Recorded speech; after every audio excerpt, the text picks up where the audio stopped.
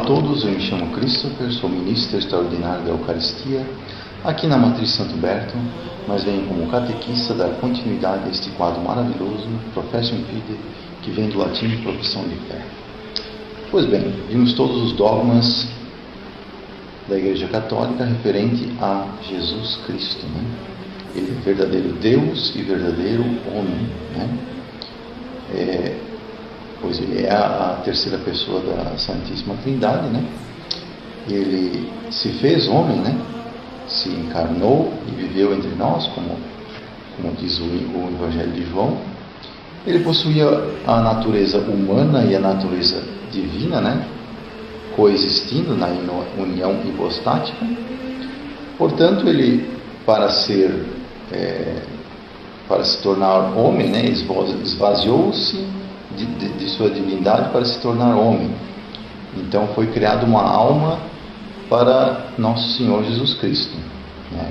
E ele foi então concebido pelo poder do Espírito Santo. Nasceu da Virgem Maria, né? Como sendo um homem, se tornando homem, ele nasceu de alguém, né? Não foi criado do nada, não é uma espécie de uma ilusão. Ele foi, de fato, se tornou homem e nasceu da Virgem Maria.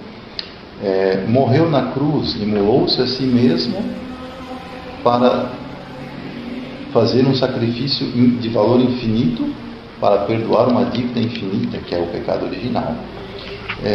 Ressuscitou e ascendeu ao céu, está no céu de corpo e alma, né? Com seu corpo glorioso. Bem, ele sendo Deus unitrino, ele é consubstancial ao Pai, da mesma substância do Pai, né? Da mesma natureza divina. Então ele também, como sendo Deus, é criador de tudo, portanto também é o redentor de tudo, né? Então, justamente a propriedade de suma verdade, suma bondade, suma beleza está em Deus e está em Cristo, né? Pois Cristo é a plenitude de tudo, né? Todo o entendimento se dá através de Cristo, né? Cristo foi crucificado na cruz, então justamente o ponto crucial, né? Cruz, né? O ponto da cruz, o ponto crucial, né? Tudo remete a Cristo, né? De fato, ontologicamente, gramaticalmente, foneticamente, a nossa língua nos induz a perceber que Cristo é a plenitude de tudo, né? Justamente até por isso o ano passa a ser contado a partir do zero, com o nascimento de Cristo. Então, o período antes de Cristo, né? E depois de Cristo, né? Nós estamos em 2026 depois de Cristo, né? Então nós, a partir da redenção de Cristo, somos filhos adotivos através do batismo, né? Então justamente Cristo é o Filho unigênito de Deus e nós somos filhos adotivos de Deus através do sacrifício de Cristo, e somos eleitos como filhos adotivos pelo batismo. Isso, cada um de nós com o sacrifício de Cristo tem acesso ao poder divino, à graça divina, através dos sacramentos, que é o que a gente recebe de Deus. E esses sacramentos é o veículo de canalização do sangue de Cristo, a graça de Deus, o sacramento. Por isso a gente tem acesso ao sacramento graças ao sacrifício de Cristo, né? E pertencemos ao corpo místico, né? O corpo místico cujo Cristo é a própria cabeça desse corpo. Então ele morreu, ele foi crucificado, morreu e ressuscitou e ascendeu ao céu. Então, e nós, como membros desse corpo místico, vai acontecer o mesmo com a gente.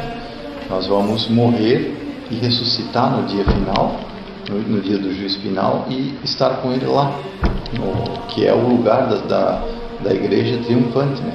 Aqui estamos na igreja militante, né?